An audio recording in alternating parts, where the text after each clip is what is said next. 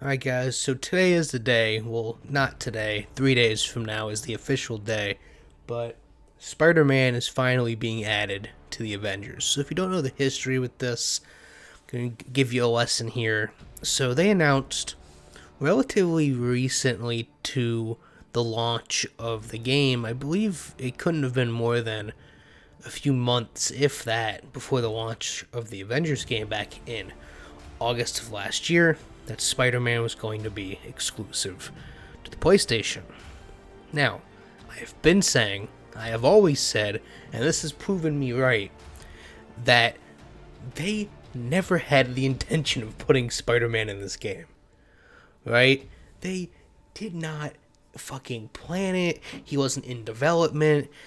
Not until they announced this, literally right before launch, was this plan ever in motion. Alright, okay, so what does that mean? Alright, one, they lied to you, but let me back up real quick, okay? So I have a interesting history with the Avengers game. I've talked about this before. On paper, I should absolutely hate this game. But for some reason, it's fun to play when we don't think about the progression, the microtransactions, and all of that. So that aside, Spider-Man, how does this all relate to Spider-Man? And so, there's been a preview through IGN. All of this footage is IGN's preview. Obviously, I will not be playing this because I don't have a PlayStation. And, I'm kind of done with the Avengers game. And so, my point here, right, is that they've released Hawkeye, Kate Bishop, and Black Panther at this point. Complete characters they had to fully develop. Now, whether they were working on that before the launch of the game, who knows, but 3 full characters. Now, you could argue, right, that Kate Bishop and Hawkeye are kind of the same character. They pretty much work in the same way. A lot of their mechanics and moves and animations and all of that. So really, it's Kate Bishop and Hawkeye bundle was 1, Black Panther, now Spider-Man, right? And Spider-Man being the last one just, again, proves my point that this was not something they had in the works. It was something that they literally started on launch, took them like a year to make the character, and here we are now. And so, how does the character look? How does it perform? What are his moves? His suit? So is he fun to play? All that good stuff. Now, obviously, I can't give you the perspective of playing it because 1, it's not out yet, and 2, I don't have a PlayStation. But from what we see here, I have some things to talk about. 1, why the fuck is he so bright? Alright, look how bright he is. Especially on this bridge part. I mean, tonight doesn't look as bad, right? But anything during the day, which I think every single level except for this one is during the day, he looks absurdly bright. Like, he's brighter than the sky, brighter than the trees. He's way too bright. Now, it might just be the suit, but being that this is most likely his default suit, that is a problem. Okay? It's problem number 1, and probably the smallest of the problems. Problem number 2, alright? His abilities are fucking dog shit. Alright?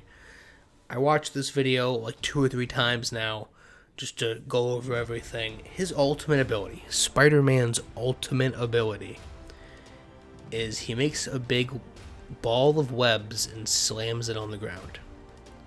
That is the best thing you could come up with.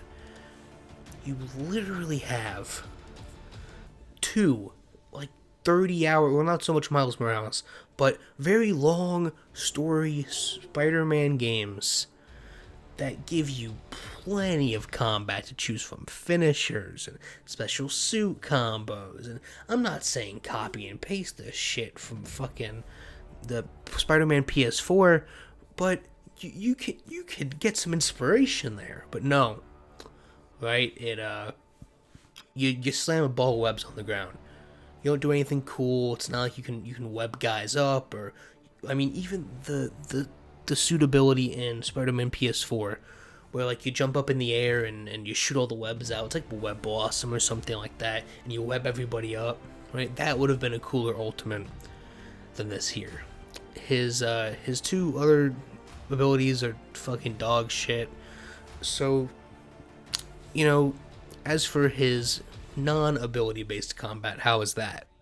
So while this looks a lot better, right, and I mean a lot better than at least how his ultimates played out, it's still not great. Now maybe that's just because we're spoiled. We've played Miles Morales and Spider-Man PS4, but it looks fine, right? It's pretty much Black Panther's moveset, right? It's very agile, you move around a lot, you're very quick.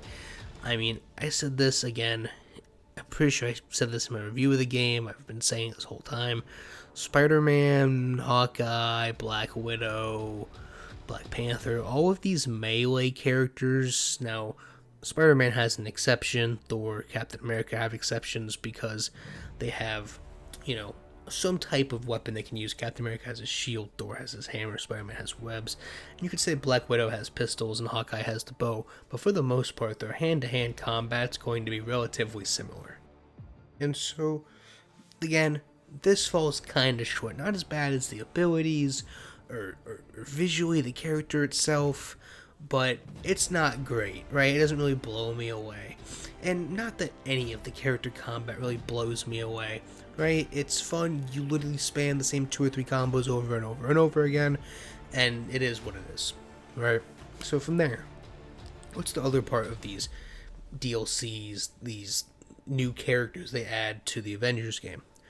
Well, that's their world, their region, whatever you want to call it. Right? So for Black Panther, they add Wakanda, they add a Wakanda story with multiple Wakanda missions.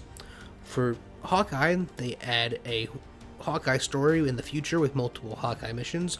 With Kate Bishop, they add a Kate Bishop story with multiple Kate Bishop missions, and including the Hulk. And each one of these at least come with some kind of new hub, right? The Kate Bishop and Hawkeye ones are just fine. The Kate Bishop one's a bit better.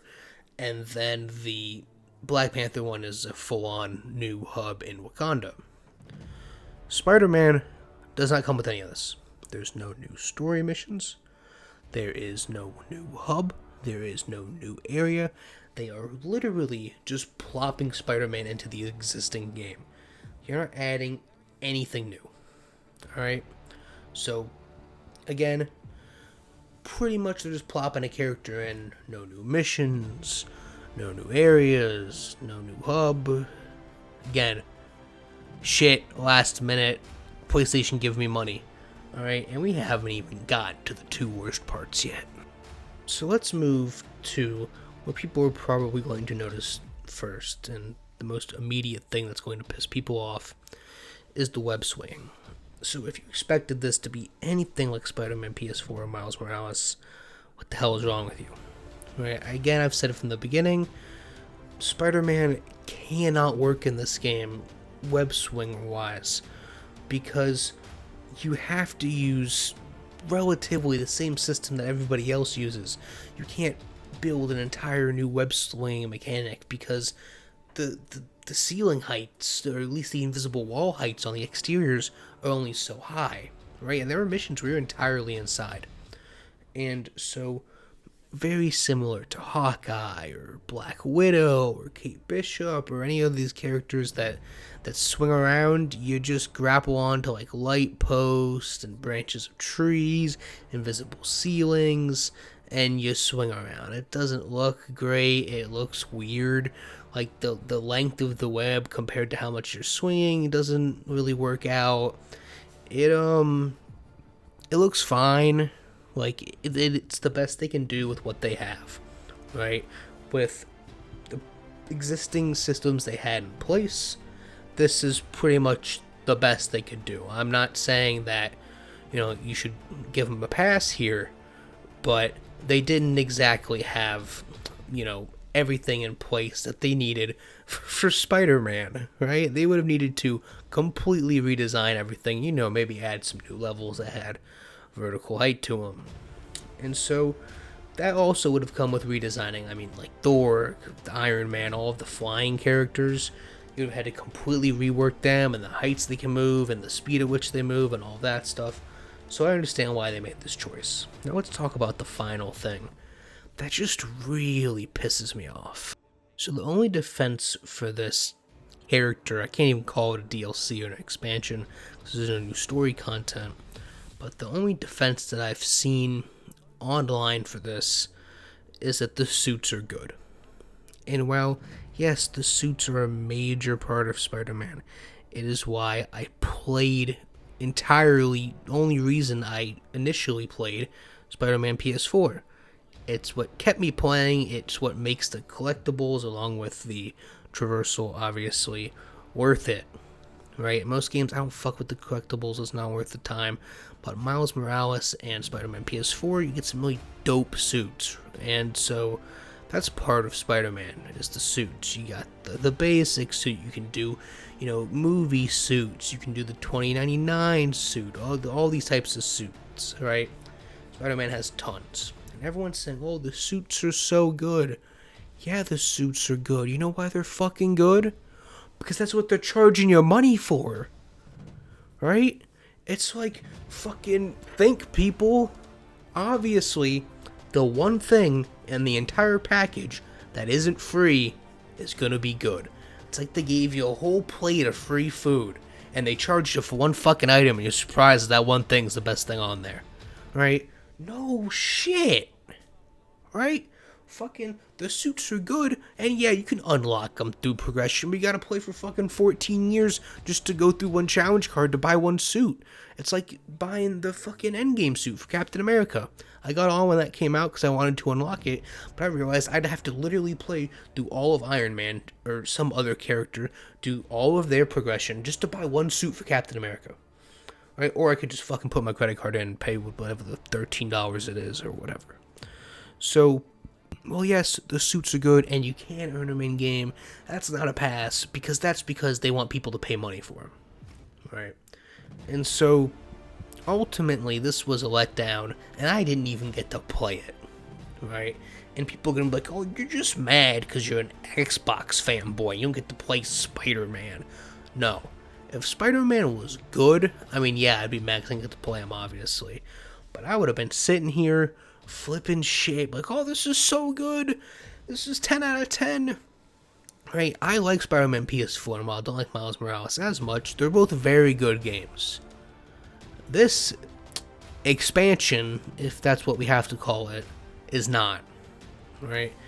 It's literally taking something that they pulled out of their ass the last minute, just because it would give them an insane amount of publicity. They could make a deal with PlayStation. It would sell PlayStation 4s and 5s. 4s at the time when it was announced. This is literally a year and 3 months after launch. Nobody's playing this fucking game. The only are either content creators who blew up off the game or just really like the game. And that's fine. You can like the game all you want. But those people, little kids that have nothing else to play because their moms will let them play M-rated games, people who are old and can't do multiplayer things and just like to beat up bots, and again, nothing wrong with that, or people who are rich and the Fortnite kids who don't have a problem throwing fucking real money in for skins, all the Madden kids and all them, right? And so, if this game could be so good. And here's my problem. The same people who fucking made this piece of garbage, right? And again, on paper, that's what it is. It is fun to play this game when you're just punching people as the Avengers with your friends. As soon as you get out of the match, right? And you realize, oh, I have to play for like 90 hours or put my credit card in order to get any meaningful progression, the fun of this game goes out the fucking window. But the same people who made this somehow made Guardians of the Galaxy, right? The same Guardians of the Galaxy that I'm most likely, unless Halo is absolutely amazing, am going to give Game of the Year to, right? And so, yeah, it is that time of year, because for the most part, we're pretty much done with games, so I'm compiling that 10 best and worst games of the year list. And Guardians of the Galaxy is up there. Guardians of the Galaxy is very fucking good. And this is not. And I understand, oh, well, you have different people and different teams and all that stuff. Whatever. Like, god damn. Like, these suits look cool, but you gotta play for a fucking month or put $10 in to get them. If I could actually earn these, and there was a reason to earn them, and maybe some story missions, and the moveset was cool, and the web swinging worked, then maybe I would actually give a shit. But that's enough ranting about Spider-Man. If you guys enjoyed this video, make sure to like and subscribe. Comment if you think this looks good, if this comes out and you love it, if you hate it, what you think the best and worst games of the year are, and I'll see you guys on the next one.